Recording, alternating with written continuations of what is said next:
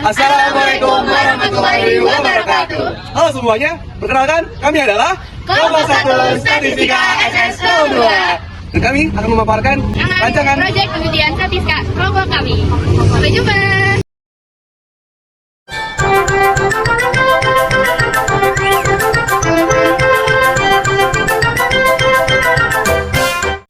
Beberapa alasan mengapa topik yang kami angkat penting, menarik, dan perlu diteliti.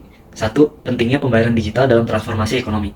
Dalam konteks pandemi COVID-19, Indonesia telah mengalami percepatan dalam transformasi ekonomi digital. Pembayaran digital menjadi salah satu aspek kunci dalam pertumbuhan ini. Dengan demikian, penelitian mengenai preferensi pembayaran mahasiswa dalam konteks pembayaran digital menjadi relevan dalam mengidentifikasi tren dan mengantisipasi kebutuhan pasar yang berkembang. Kedua, pengaruh QRIS dalam preferensi pembayaran. Meskipun telah ada beberapa penelitian tentang pengaruh metode pembayaran digital, khususnya QRIS terhadap perilaku pembelian, belum ada penelitian yang fokus pada ketersediaan QRIS di penjual dan dampak terhadap preferensi pembayaran mahasiswa. Ini menimbulkan kebutuhan untuk memahami sejauh mana ketersediaan QRIS mempengaruhi keputusan pembelian yang akan memberi wawasan berharga bagi pedagang dan pelaku bisnis di lingkungan kampus. Yang ketiga, keterbatasan penelitian sebelumnya. Penelitian sebelumnya telah menyoroti pengaruh metode pembayaran digital terhadap perilaku konsumen, namun masih terdapat celah pengetahuan dalam bagaimana ketersediaan QRIS di penjual mempengaruhi preferensi pembayaran dan dampaknya terhadap volume pembelian produk. Oleh karena itu, penelitian ini mencoba mengisi celah tersebut dengan fokus pada populasi mahasiswa PPKU Sains Sosial Angkatan 60. Dampak bagi industri dan ekosistem. Pembayaran digital hasil penelitian ini tidak hanya akan memberikan pemahaman tentang perilaku belanja mahasiswa, tetapi juga membawa manfaat jangka panjang bagi perkembangan ekosistem pembayaran digital di Indonesia. Informasi ini dapat membantu industri pelaku bisnis untuk mengakomodasi preferensi pembayaran mahasiswa, merancang strategi pemasaran yang efektif, dan pada akhirnya meningkatkan penjualan produk mereka. Selanjutnya adalah rumusan masalah. Rumusan masalah memuat beberapa pertanyaan rumusan sebagai berikut. Yang pertama, seberapa sering QRIS digunakan dalam transaksi sehari-hari mahasiswa PPKU Sains Sosial Angkatan 60 IPB University setiap bulannya? Yang kedua, apakah preferensi mahasiswa PPKU Sains Sosial Angkatan 60 IPB University terhadap pembayaran menggunakan QRIS lebih tinggi daripada menggunakan uang tunai? Yang ketiga, bagaimana dampak ketersediaan QRIS pada penjual terhadap minat beli produk oleh mahasiswa PPKU Sains Sosial Angkatan 60 IPB University? Yang keempat, sejauh mana teknologi pembayaran digital memengaruhi perilaku konsumen di kalangan mahasiswa? Dan yang kelima, seberapa penting bagi penjual untuk menyediakan opsi pembayaran QRIS dalam meningkatkan kepuasan pelanggan dan penjualan? Selanjutnya ada tujuan. Penelitian ini memuat beberapa tujuan. Yang pertama, yaitu untuk mengukur frekuensi pemakaian QRIS oleh mahasiswa PPKU Sains Sosial Angkatan 60 IPB University setiap bulannya. Tujuan yang kedua, yaitu untuk mengetahui preferensi mahasiswa PPKU Sains Sosial Angkatan 60 IPB University terhadap pembayaran menggunakan QRIS dibandingkan dengan uang tunai. Yang ketiga, untuk menganalisis dampak ketersediaan QRIS pada penjual terhadap minat beli produk oleh mahasiswa PPKU Sains Sosial Angkatan 60 IPB University. Yang keempat, untuk memahami sejauh mana teknologi pembayaran digital ini memengaruhi perilaku konsumen di kalangan mahasiswa PPKU Sains Sosial Angkatan 60 IPB University. Yang kelima, untuk menganalisis sejauh mana pentingnya penyediaan opsi pembayaran QRIS bagi penjual dalam meningkatkan kepuasan pelanggan dan efektivitas bisnis mereka. Halo semuanya, saya akan menjelaskan tentang bagian tinjauan pustaka. Di bagian pertama adalah tentang metode pembayaran. Definisi dari metode pembayaran adalah cara atau mekanisme yang kita lakukan yang dipilih untuk melakukan pembayaran atas barang atau jasa yang akan dibeli. Definisi ini menekankan pada proses sistematis dan terencana dalam melakukan transaksi keuangan dengan tujuan untuk mencapai efisiensi dan keberlangsungan arus ekonomi yang stabil. Peran metode pembayaran.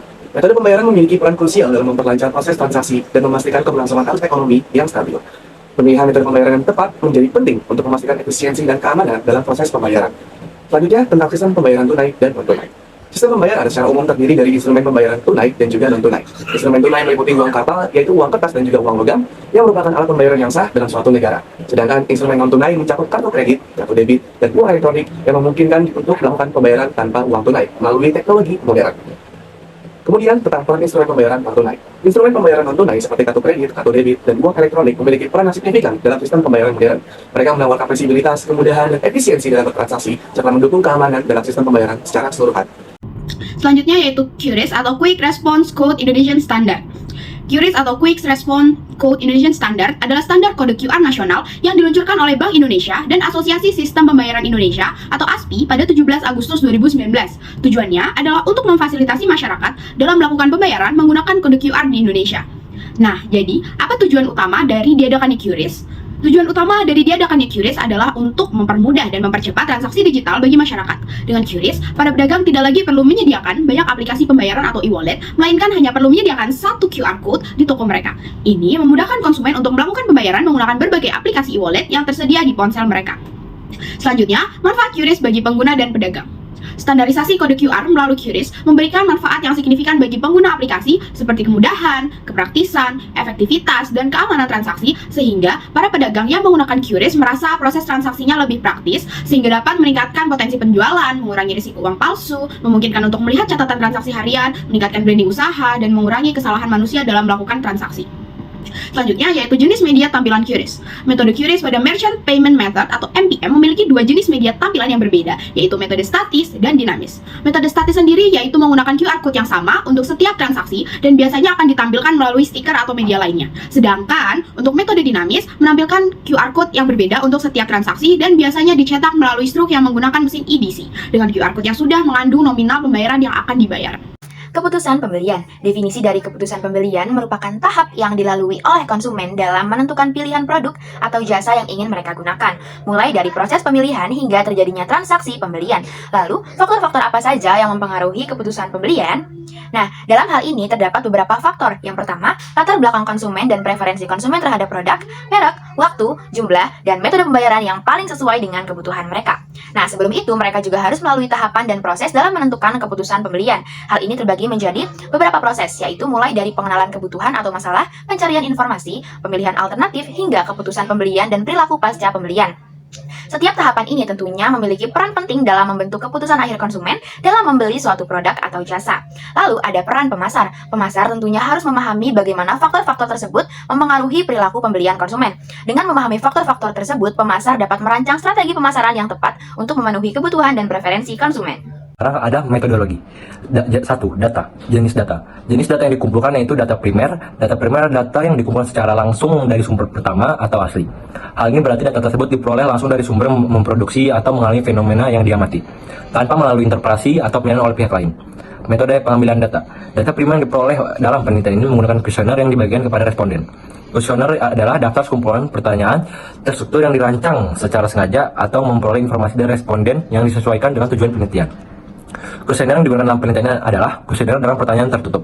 Kuesioner tertutup adalah pertanyaan yang mengharapkan responden untuk memilih salah satu alternatif jawaban dari setiap pertanyaan yang telah tersedia. Responden hanya tinggal memberikan tanda pada satu jawaban yang dianggap benar. Dalam kuesioner ini terdapat pertanyaan tertutup. 3 di antaranya adalah pertanyaan jawaban skala Likert 1 sampai 4, yaitu skala 1, sangat tidak setuju, 2, tidak setuju, 3, setuju, 4, sangat setuju. Pertanyaan ini dirancang oleh mengukur tingkat persetujuan atau pendapat responden terhadap suatu pertanyaan atau situasi tertentu. 2 pertanyaan lainnya hanya menggunakan memungkinkan responden untuk memilih 2 pilihan yang tersedia, yaitu ya atau tidak. 2. Metode analisis. A. Populasi. Populasi diartikan sebagai seluruh subjek dalam wilayah penelitian. Oleh karena itu, dapat diartikan bahwa seluruh manusia dan peristiwa yang terjadi pada suatu tempat tertentu adalah populasi. Pada penelitian kali ini, populasinya yakni seluruh mahasiswa Sains Sosial PKU Angkatan 60 IPB University. B. Metode penarikan sampel. Sampel merupakan himpunan bagian dari keseluruhan populasi yang harus mewakilkan. Metode penarikan sampel yang digunakan pada penelitian ini adalah probability sampling, dengan ciri utama harus memiliki daftar anggota populasi atau sampling frame, berupa stratified random sampling yang merupakan teknik pengambilan sampel yang memberikan peluang yang sama bagi setiap anggota populasi untuk dipilih.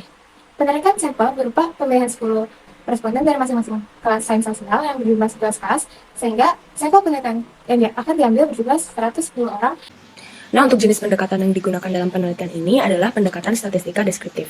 Penelitian deskriptif adalah penelitian yang berusaha menggambarkan suatu gejala, peristiwa, ataupun kejadian yang terjadi di masa sekarang.